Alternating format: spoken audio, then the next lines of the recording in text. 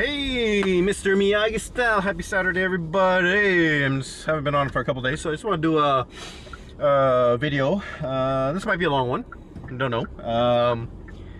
It is going to be in two segments. First segment is going to be ranting on, as usual.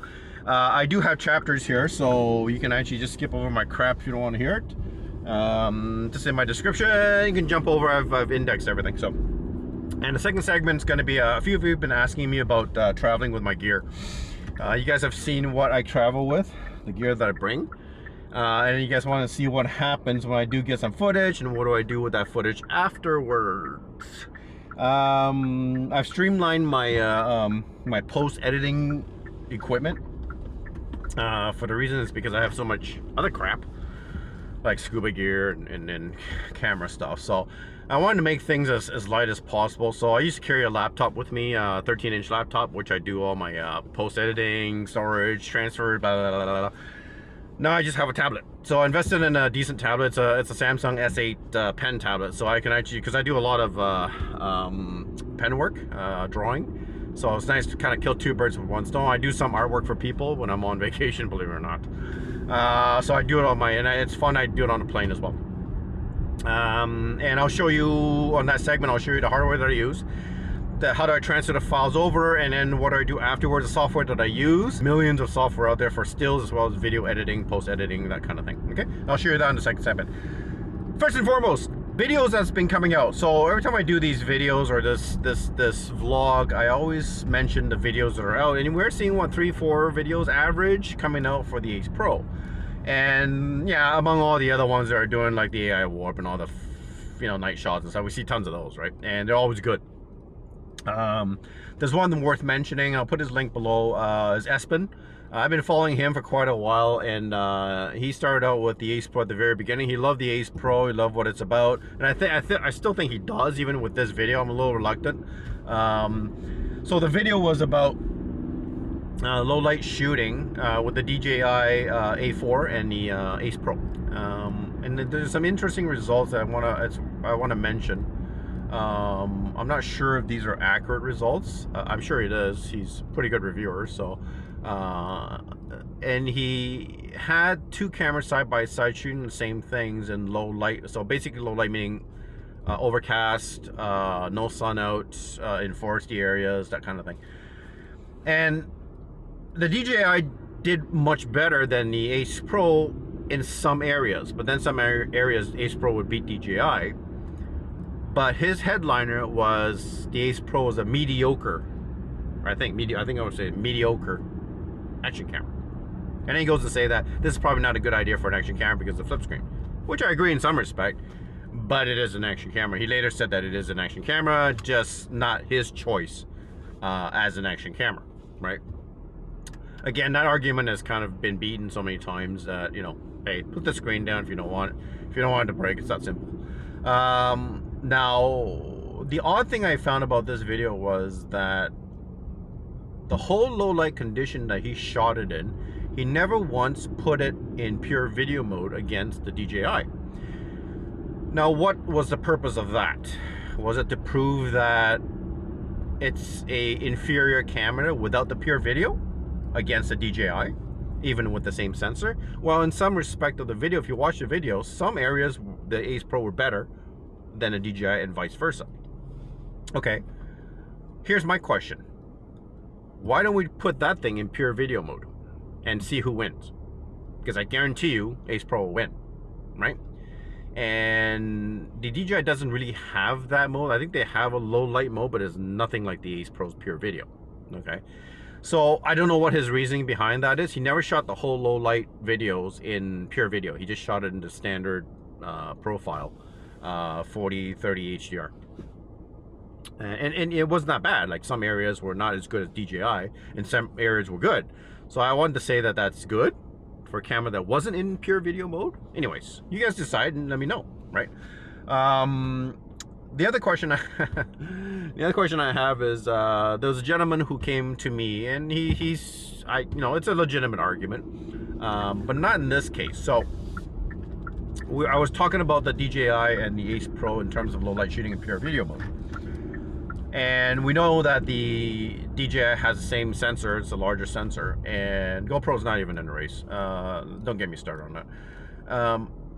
And because of the Bayer quad sensor and the 5 nanometer chip, this is the slight advantage that the Ace Pro has over the DJI 4 in night shooting.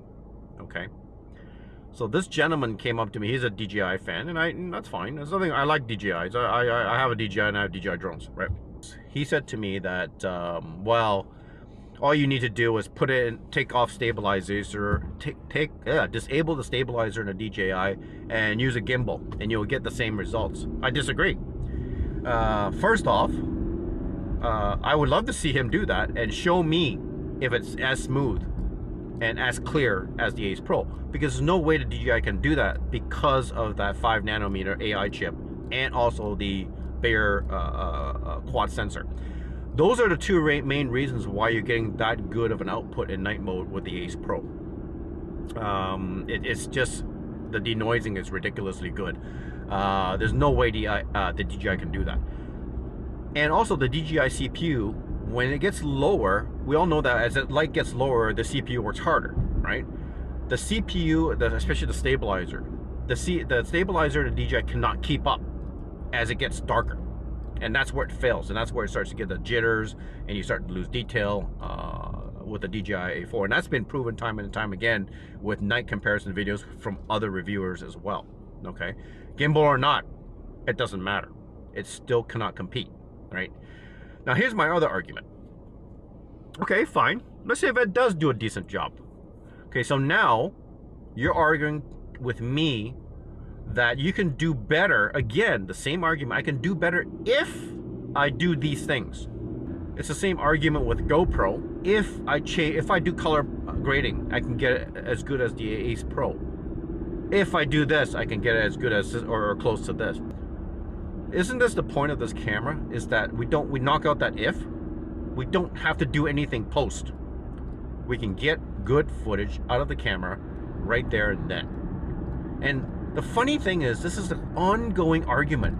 I can do better if I do this. Or if I buy a $150 gimbal for my DJI to get better night shooting or low light shooting. Wait. You have to spend $150 on a gimbal, which is very hard to find. There's only 2 gimbals that are available, and I have one of those gimbals for action cameras. Then you got to shut off the setting. Now you got to carry an extra piece of equipment to get the same result as the Ace Pro without any of that. So this is my argument to him. Okay? So is it a legitimate argument? No, I don't think so. Because if I turn the tables around, and if it was the Ace Pro that required the setting change or the gimbal, you would probably laugh and say, ha! You need that stuff to make it look as good as the DJI. Right? Things change when you turn that table around. Okay. That's one. And the other one was, I belong to a Facebook group. Hey, I know, I use Facebook. Old people use Facebook. Hey, leave me alone. There's a group that's dedicated for Insta360 Ace Pro users on Facebook. And I'm on that group, and I think this person that's on there, this troll, is the same person that I'm talking about from my other video about that troll, because they have very similar characteristics in terms of what they post, how they talk, and their situation. And I've been kind of monitoring this particular gentleman, and he apparently, we had it out in one of the replies, he has the Ace Pro. He wasn't happy with it. So he's a big he goes, I would rather have my GoPro. Okay, nothing wrong with that. Go crazy, right? If you want your Ace Pro, you like it, hey, cool. But don't go into and stay in an Ace Pro dedicated forum and all you say is negative things about the camera.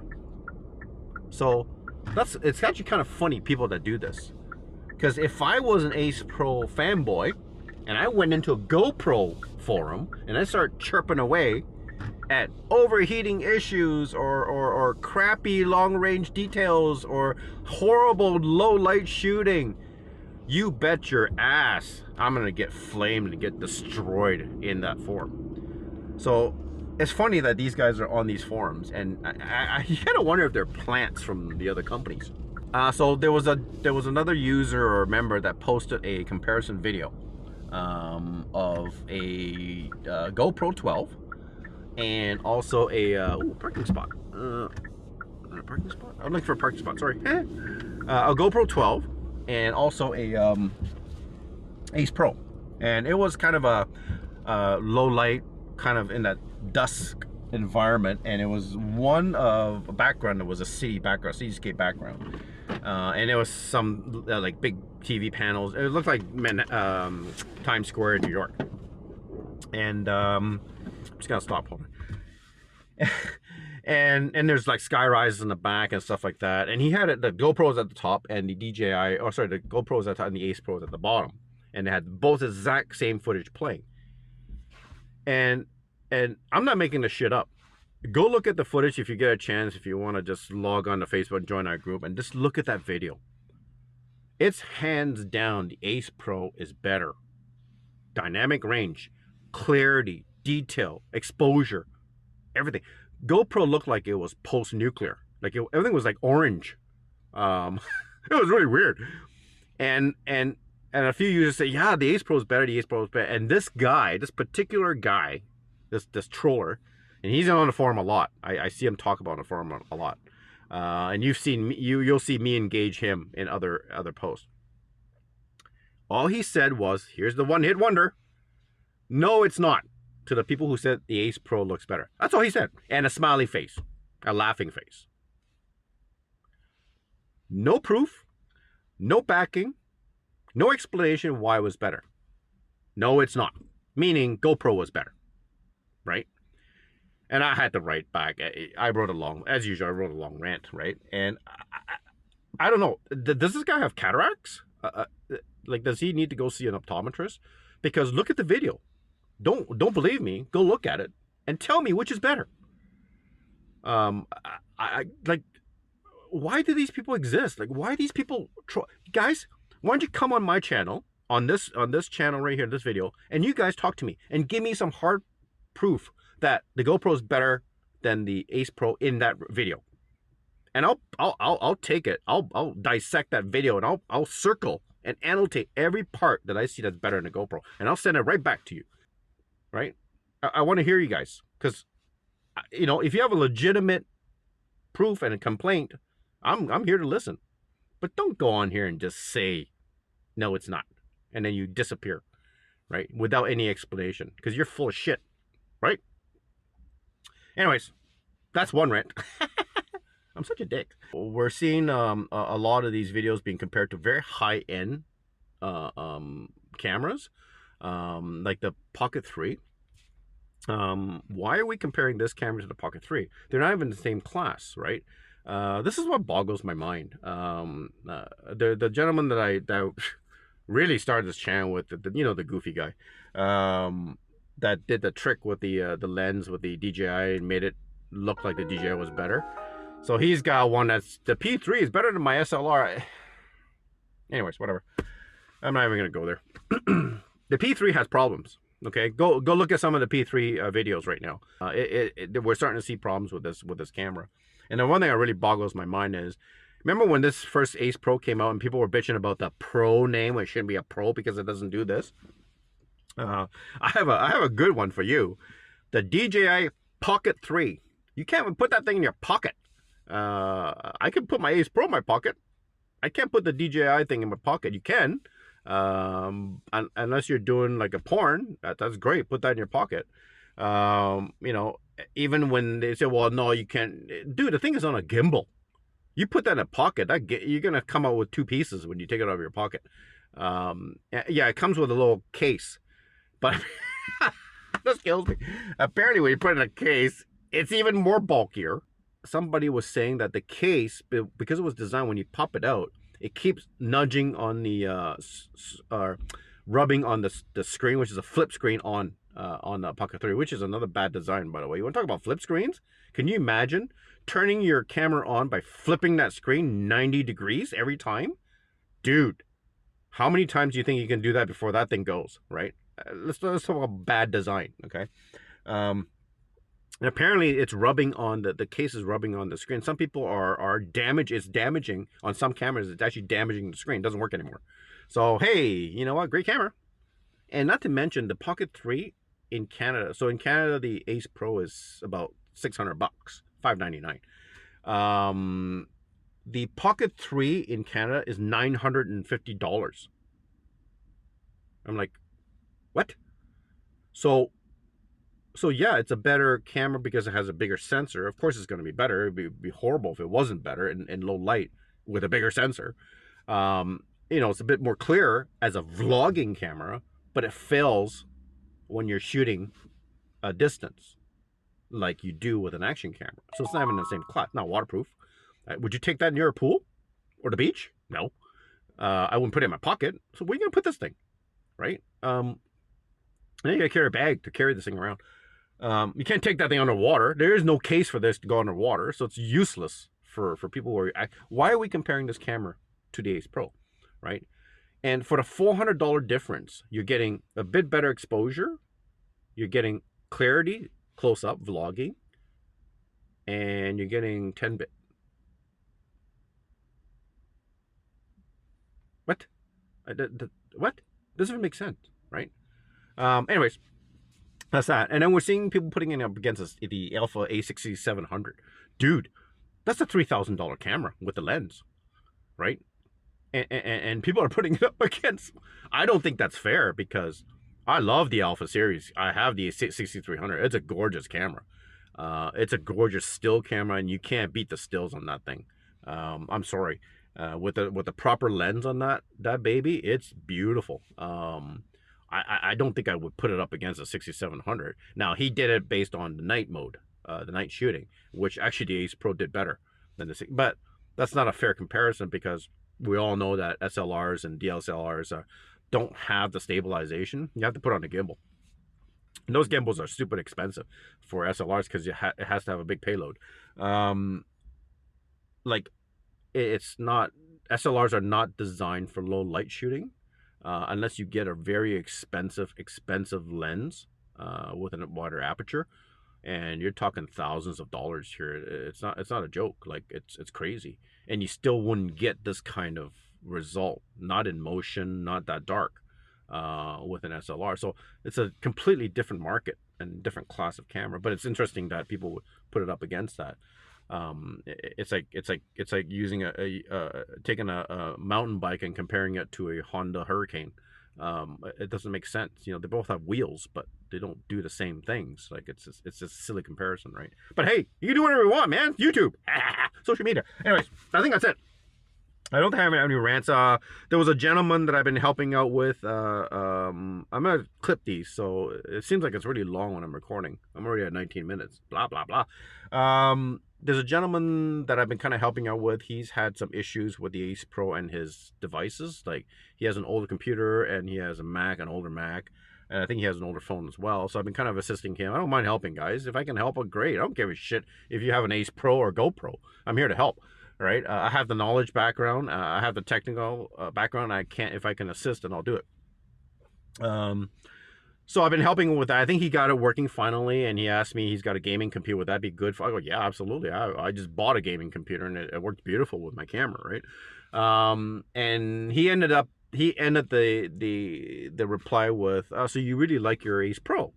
Wow, hey, you know, I had to write a long freaking letter. That's me, right? It wouldn't be me if I didn't.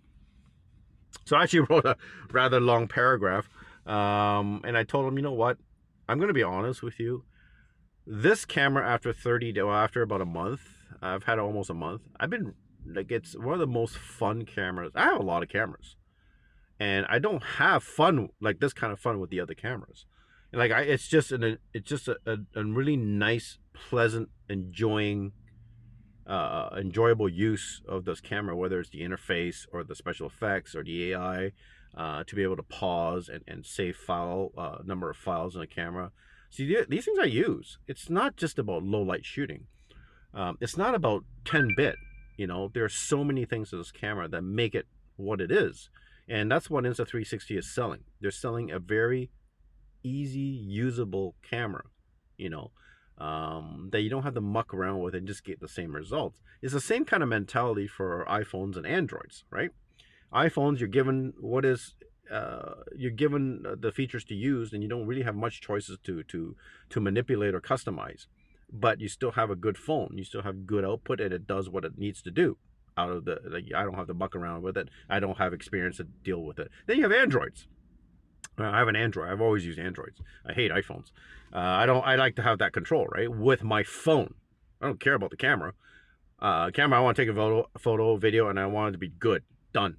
Send it to my friends, send it to my family, send it on social media, whatever, right? It's very similar, because if you're a tweaker and you like to tweak, then yeah, that's where the iPhone or the Android comes in. If you want to do all that, you can't do that with an iPhone. So different types of usage, and that's what Insta360, I think, is targeting that market. And they do it very well, especially with the night shooting, right? You know, this is the first camera that we can actually use night footage. Let's be honest. We're going to get down to the brass knuckles here. This is the only camera now in an action format that you can actually use night footage, and it looks great, right? And the things that people are nitpicking about this camera in night footage, oh, it jitters a little bit there, and oh, it doesn't look that, it looks weird over here, or it's too bright. Really? You would rather have a non-usable DJI or GoPro especially, you can't even use that footage. It's that bad. Not to mention, don't even worry about the little bits and pieces. The whole thing is just not usable, right? We've seen this. It's not even in the same category. Nobody's even comparing GoPro anymore for the night footage because it's just that bad. Okay. So, anyways, I won't get into too much of that. I've beat that to death also. This is going to be my main camera from now on. This is what I'm going to be using day in, day out, my sports and my action and stuff like that. And I'm looking forward to getting the results, and I don't have to muck around with it. Look at the scuba dive footage that's been coming out. Dude, you don't even have to put a red filter on it. It's that good. It actually retains a lot of the colors underwater, which is one of the hardest thing to do underwater, because when you lose light, you lose red. And when you lose red, everything is green or blue, right? And that's the problem. And this camera does so well with the exposure that it actually retains some of those colors. And that's incredible. That's an incredible feature. Anyways, just things like that. I'll cut it short, and then we'll move on to the next segment. Okay, guys, have a good one. Take care. Adios. Peace. Respect. All right, Mr. MiyagiStyle, guys. I'm just going, this is the second segment I'm doing, and it's going to be on what I do on vacation when I've got my footage. A couple of things. So when I'm out doing my shot, or I'm diving, and I come back and I have my camera, so the first thing I do is I actually download this into my tablet. Okay. Unfortunately, for some weird reason, none of the DJIs, the GoPros, and these ones, when you connect to my tablet here, it doesn't pick it up as a drive or whatever. But when I connect this to my phone, the Ace Pro, it's fine. I can actually use the Insta360 and download that file much faster via cable. This one, the Insta360 app doesn't pick it up, so I'm not sure what the problem is. And same thing with the DJI that I have and the GoPro, it just doesn't connect to my tablet for some weird reason. So if anybody knows what the problem is, I have no clue. I've been kind of looking this up for ages and ages, and I haven't been able to find a remedy for that. So anyway, it's not a big deal. So I have one of these little doohickey things. Ooh, look at that. Doohickey things. So basically, this thing is a USB-C multi-port. So it has USB-C on there, it has two USB-As, and it has a SD and a micro SD port, and also, believe it or not, it has an HDMI. So it actually converts USB-C to HDMI. So if you want to display something on my tablet into a TV, I just need an HDMI cable, plug this in again, I can actually display my tablet onto a TV via this route. But I use this mainly, I actually have a smaller unit like a little SD card reader that's actually tiny. So most of the stuff that I use now is micro SD, so they're much smaller. So I don't really need this big thing. I can actually condense this and use a just a regular USB-C memory card reader, which I have one of those. It's much smaller. So once I download that onto my tablet, I actually have a large SD card expansion card on here, so it actually holds, I think, 256 gig. And normally what I do is when I download on here, it gets transported from here. This is like a bridge for me. It goes from here to an external drive, so like a SSD drive or USB key, that kind of thing. So I have two locations for my videos and my photos, so I'm not always, if I lose one, I don't lose the other, right? But anyways, so once that goes from my camera here onto the tablet, you guys are wondering what I use to do my my post edit. And I don't care what anybody tells you. You don't need a computer to do post editing. Not this kind of post editing. This is what I call kind of front end editing. This is the easy. It requires a lot on software and the presets of that software. And every software does something different. Now the argument is with 10-bit. The problem with 10-bit is you bring a 10-bit video into this tablet, it would just choke, just because 10-bit is so much bigger file size.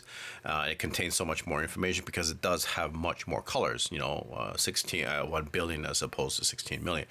So it does require more hardware to run 10-bit editing on a tablet. And this is why I like this camera, even though it's 8-bit. The final results of this camera through the Bayer quad sensor and also the 5nm chip does a very good job in real time to record and denoise and degrain videos, especially low light shooting, into the camera and then into the memory card. So when you download that memory card or download those videos and those photos, it's already pretty much done for you, and you'll get good results right off the bat, and I can just send it via my phone, my tablet, and so on and so forth. And that is really what Insta360 I think is targeting, is that ease of use, that in between, without having to go and do post processing, post edit, color grading, that kind of thing. But that said, if I take a video or if I take a photo that I'm still not quite happy with, I can still bring that into my tablet here and do editing. Okay, and this is neat because I'm running an Android tablet here, and Android offers so many different types of video editing software and photo editing software. There's literally hundreds of them out there, and I'm going to show you a couple of the best ones that I use. I literally like this is look at my icons, and most of this on top is actually photo and video editing software, and I actually have more if I go into my folder, and I actually have more in the folders. That's for video, and this is for photo editing. Now, why do I have so many? Because they all do different things, and some of the software have different effects that the other software doesn't. So if I'm looking for a specific effect or specifically type of control that I want over my image, I would use that specific software. But I'm going to be honest with you, because I have so many, I'm actually confused at what has which now, because there's so many of them out there. But I always go back to the 2 or 3 that really, for me, it's all I need to do what I need to do and get it out on social media or to friends or to whatever, or even to print, right? Because most of these cameras and video cameras are print ready. I'm going to start with the stills. So my gallery here is this. So I have quite a bit of videos. These are all the videos and stills that I've actually downloaded from the Ace Pro. I have my vacation photos still on here from Costa Rica. So, like stuff like this. So I'll give you an example of the camera technology that's out there. I know this is going off topic, but this was an image taken with my Lumix camera that has a 30x zoom on it. And if you zoom in on this, it's actually quite clear around this area and around this area. Now, this bird was probably, I would say, almost 100 feet away from me on a tree. Okay, so, and that was the picture I took of that bird. So just to give you an idea of the technology that's out there, the lens kit, and this is a point and shoot. This is not an SLR or a DSLR or a mirrorless. It's actually what we call in the industry, when I sold cameras, what we call them long zoom cameras or vacation cameras. Okay, the reason why they call that is because they give you the maximum amount of zoom in any camera class in a small format that is pocketable and inexpensive. It is optical zoom. It is not digital zoom, just so you know. This was actually a chameleon that was on a tree, and I caught this guy, and it's actually the same tree as that bird. It was just actually below it. So things like that, the technology is there, the lens is there. And what we need to do is learn how to, this is the sloth that I took, and he was up on a tree. Look how clear, look at the hair on here. I don't know if you can see on the camera very clearly, but the hair is just so detailed. And this is almost SLR quality, to be honest with you. And this was taken probably, I would say, 25 feet away. And on a camera that's this small and this thick, about a 1-inch thick camera, and the lens comes out this far, and it has 30x optical zoom. So off topic a little bit, it tells you what these cameras can do now. Now, what we need is something to complement these cameras, and that's through software. And you know what? Not every picture is complete. There are times where you get a perfect shot like this. This is the guy that the resort activities manager. I always be friends with him. We always do activities. Great guy, funny guy as hell. There are pictures that we take and we stay with. This was on a dive boat in Costa Rica that we don't have to do anything, and it's ready to go for print or it's ready to go on social media. But there are the occasional times where we take a picture where the conditions weren't great, there was a water blotch or whatever, that we want a little bit more enhancement or a little fixer upper on the picture or the video, right? And that's where the software comes in. So in the still part, still division, so the one I started with is Snapseed. Snapseed is actually free to use, and it's phenomenal. It's actually really good software. So I've actually brought up this photo here of my collection of 3D printed Marvel stuff, and a big Marvel Star Wars guy. So this was taken 48 megapixel with the Ace Pro. Okay, so what do I want to do? Let's say I want to do some effects. I can go to Tools, and it gives you all. I'm spitting on my screen here. Look at my screen, dirty. It's dirty screen. Can't have a dirty screen. So the picture here has a bunch of tools like curves, crop, rotate, perspective, grainy film, retro lux. It's just incredible what this thing offers. Brush, lens blur. I can lens blur out sections of the photo if I want to create a bokeh effect. I don't know if you can see this on the screen, but I'll kind of crop in a little bit. But like this things like that, and it literally takes seconds for me to do this. I can go white balance if I want to, change the white balance on here if I want to, temperature, tint, that kind of stuff, right?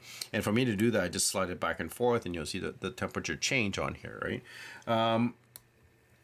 Other things like, for example, you want to do vintage, you can do vintage film, you can do different color palettes, different themes, color. This is essentially kind of like color grading, except color grading, you're dealing with more hue, saturation, balance, and stuff like that, right? To kind of give that more realistic look. And you can actually do it with this pretty well. So if I want to go to, let's say, Tools, and I want to go to, I'm spitting on my Tune Image. So here you go. So I can go to Tune Image, and I can adjust brightness, contrast, saturation, ambience, highlights, shadows, warmth, that kind of thing. To further, and you can even just hit an auto adjust button, actually automatically do it for you if the picture is bad enough. Now this picture is actually taken pretty good because it didn't do too much auto adjustment. It basically uses AI and a computer to figure it out and does an auto adjustment. So things like that, this software I think it's free. It's called Snapseed, and I'll list that down in my link below. But look at all the tools it comes with. I can do curves if I want to, so I can do brightness curves. I don't know if you can see that. You know, I can do things like I can even do perspective, retro lux. I think I did that already. What's the other one? I can do noir, film noir stuff. Look at this. This is so cool. You can just like one hit of a button and it's done for you. Just export this out, and it exports in high resolution. So it exports at the same size as what you took it. So you're not limited to in terms of what you're exporting out. Okay, that's one of them. The other one is this one, retouches, which was the one I use a lot. This one is kind of cool. So this is the one I brought us at the airport in Costa Rica. So the neat thing about this is you guys have this on your phone. I know I have a Google Pixel phone, and you can actually do this on a phone. The technology is so advanced now that we're able to remove elements of the picture using AI, which is really cool. So if you take a picture on a beach and there's somebody behind you who's a douchebag and you want to get rid of that person, you can do that, and very easily and very well. So I'm gonna blow this up, and you see this car at the back here. I don't know if you can see it. I'll blow it up a little bit more on the screen. You see that car there? I don't want it there. It looks kind of goofy. So I just go into remove objects. I just paint over it like this, hit go, and look at what happens. It's gone. It even fills out the pavement, the creases, and everything. It just literally basically made that thing disappear like it was never there. This is the kind of stuff that we have right now in our phones and our tablets, you know, in our computer, that makes our lives a little bit easier. And at the end of the day, that's what we want to do. We want to make our lives easier. We want to spend more time vacationing and spend more time color grading. You know, unless you're a real geek and you just want to color grade, then don't go on vacation. Stay at home in your basement. It's that simple, right? I'd rather go vacationing, to be honest with you. So stuff like that, de-scratch, enhance clarity. I can actually enhance easily. I can just go to my picture here, same picture. Give it a second here for it to load. It actually, sorry, it's already loaded the image. It's actually processing the image. So if you look at my image here, I don't know if I can blow it up. I don't think I can with this. So you can actually move the slider back and forth. And on the left side is before, and the right side is after. So you can actually tell the difference. And it automatically enhances, gets rid of all your blemishes and stuff like that. It's like a beautifier thing, right? But you can do that not just only in portrait. You can do that with scenery and stuff like that as well. Blemish remover, background, paste picture, colorize black and white. And this is just two of the apps. Like I literally have, and this is really cool. You guys are gonna love this thing. I don't know if it's this. This is the one. Move pick. Yeah, this is a really cool one. I use all the time to freak out my friends on Facebook. So let me just pick a picture here. I need a beach picture. Sorry, very much. So I'm gonna pick this one right here. Okay. So if you look at this picture, it's relatively boring. It's a picture of a beach. Is this the one? No, sorry, this is the wrong photo. Animate. Oh, here we go. Yeah, this is the right one. So I can take this photo, which is kind of boring, and I can give it life. Okay. And what do you mean by that? What do I mean by that? So let's say I want this water to move this beach. Okay. You're going like, really? From a still image? Can you do that? Watch what I do here and watch carefully, right? So I'm going to pick out the path. Okay, see, these are tools here. I'm going to take my arrows and I'm going to go this way. Can you guys see this? See the path that I've done? Okay. So I'm going to anchor. Okay, so you see the path going this way. So what I want to do is I want to make my water move this way, like coming up to the beach. Okay, but I don't want this to move because I've already set the motion of the beach. And it's going to do it with the sand area. So I can put little anchors. Okay, what initially these anchors do is it allows me to stop the flow of water to those anchors, those little yellow dots that you see on here. I don't know if you can see. I hope you can. So I've done that. I've created a water flow and I've put it in anchors, right? Okay. So now I'm going to give this a test. I'm going to play the play button. I don't know if you guys can see this. Can you see the water moving? The beach is moving. It's actually looks like the water is in motion. Now I didn't do the top because it looks like the mountain's in motion as well. But what I can do is just put anchors on the top to prevent that from happening as well.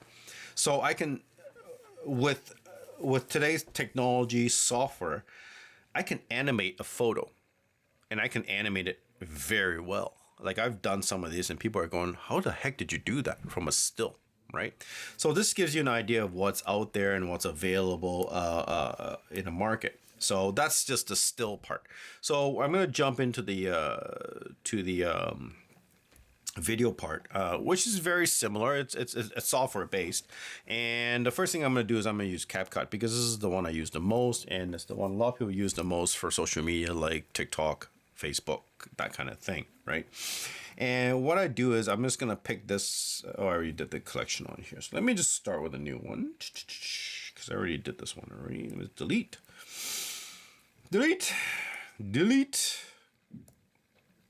And as you can see, it's pretty fast. Now, if you're doing a lot of 4K video, which I'm doing here, I would invest in a good tablet. 4K video on a cheap $100 tablet is not going to work for you. You're going to end up spending time waiting for it than anything. This tablet is by any means cheap. Because it's also a pen tablet. It's a drawing tablet. It increases the price because of the screen technology, right? So this particular tablet for me, Canadian wise, was probably around $700, $700. You can do it with a non-pen tablet if you don't want to go that route, and it could be around $300 to $400 for a decent tablet. So that said, you don't have to spend a lot of money to do this kind of work, right? So this is my video that you guys have seen me taking a hike in the woods with my doggo.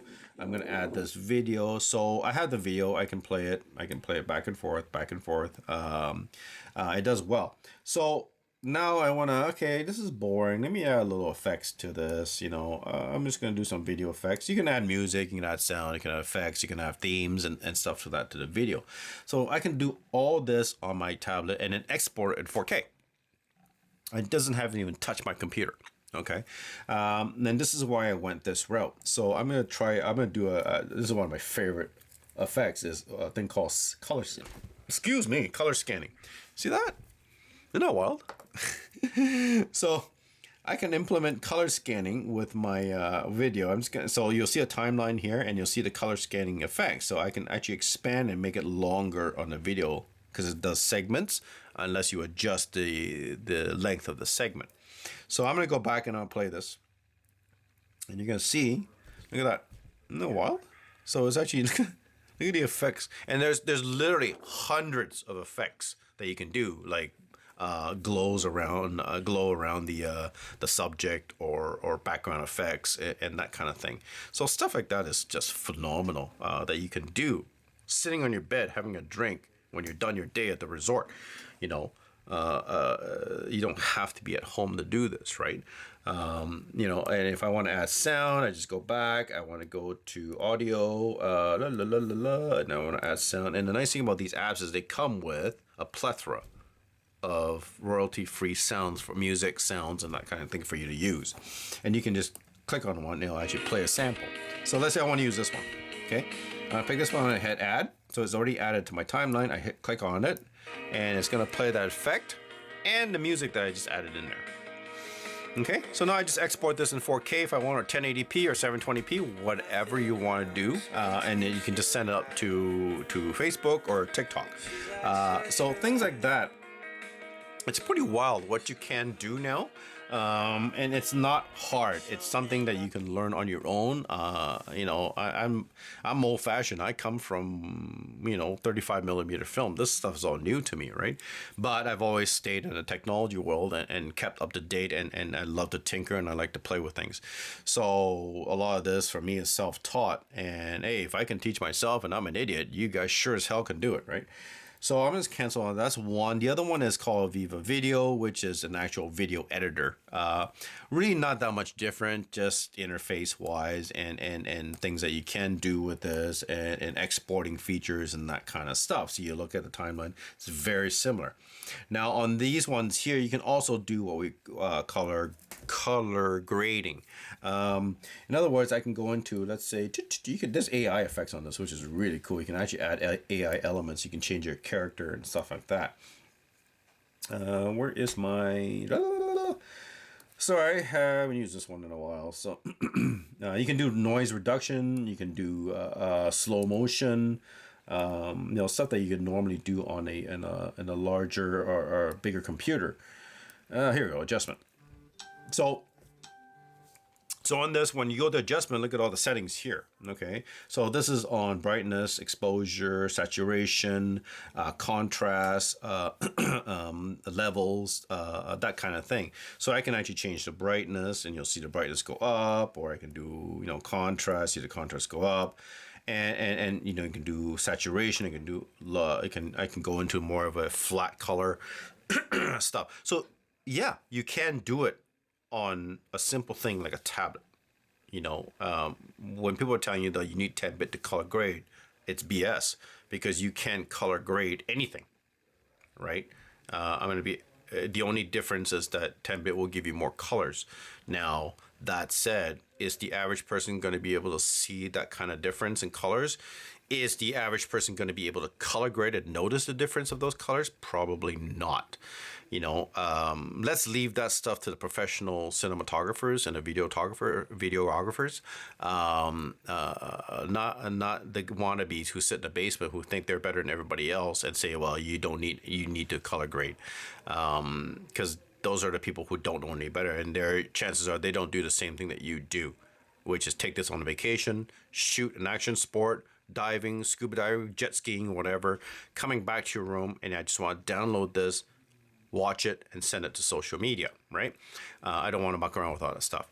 Anyways, that said, you know the gist. There's literally tons of software here. You know, there's even camera software that allows you to take a photo and change the background or give it a bokeh effect, that kind of thing. Let me just do up a sample here. Let's do the same one here.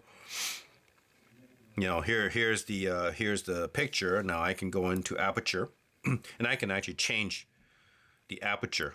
Look at the exposure. Look at it, automatically, literally pulls me out of the photo and blurs my background.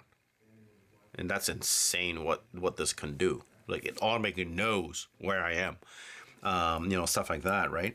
I can adjust how blurry I want that back. This program is called Relens. It's another one of my favorites that deals with almost like SLR lenses and what it can do. You can do flare effects, you can do shape, focus, stuff like that. You can even drop different types of lenses that have the effect according to those particular lenses on this image. Like, that's insane stuff. You know, I don't know how they do this, but all I care is about that I can't do it without having this hardware, that I had to spend money on this hardware. So, you know, things like that, which are so innovative. You can do almost anything with these, and, you know, this color lab, so I can have a full blown, I can have filters, I can have exposure, color, like, look at all this stuff. Like, I can do all this stuff here, and just by the touch of a slider. Like, are you kidding me? And these are the kind of guys who, oh yeah, you need the 10-bit to do color grading. Bullshit. You need software and a decent tablet. You know, I can do this in my room, sitting in my bed, having a rum cocktail. Are you kidding me? You know, honestly, like, I can adjust. Look at the settings on here. This is crazy stuff, right? You know, I can do portrait mode. I can do portrait, customized portraits. I can do glow, smart. I can even do smart HDR. Like, this is insane stuff. Like, you know, I can automatically put HDR on the photo, or implement HDR features on a photo. AI denoise. I can denoise this using AI. It'll automatically denoise, if, like, good for low. This would be great for GoPro, because GoPro needs it for low light shooting. It actually will denoise. And funny thing is, this is what this camera is using in a hardware sense. So it's actually denoising, and look how clear that is. Yeah, it's a little bit smoother, but it's usable. If you have something that's so saturated with noise and grain, it's really not usable. It's like the old 1985 Polaroids. You know what I mean? When you take it, yeah, it's nice, but it's kind of gross looking. You can't. It's blurred out. It's noisy. And now we have a camera that actually can do it in real time and do it for you, so that you don't have to, for low light shooting. That's innovative, you know, and these companies, or these fanboys, can't get over this. Oh no, it's fake. It's AI. Blah blah blah. I don't like fake. Oh, so you're telling me that you would rather work with an image that's completely unusable than to have an image that an AI used to make it usable perfectly fine. Like really, like swallow your pride. Like that's just ridiculous. I'm old school. You're not. You're 25 years old. You're not old school. I'm sorry. Yeah, I'm 55 years old. I have more years ahead of you. You want to talk about old school? And I'm accepting this as a form of innovation. You guys get over yourself. Knock off that chip off your shoulder. Just so you know. But like stuff like this, back to the topic here. But there's like this software Relens is unbelievable. It does stuff that you can't even imagine to the worst photos that you can pull and put in here. You can take a photo just disgustingly. I'll take a GoPro photo. See what I did there? I'll take a GoPro photo. I'll put it in here. I'll make it look like an Ace Pro photo coming out of the camera. How's that for you? Or an SLR coming out of a photo. Like, but why do I want to do that? I don't want to do that. I want to just out of camera and usable. I don't want to go and piss around with this shit, right? If I don't have to. And that's the point of this. But if you need to, just realize that you can do it with a tablet and the right software.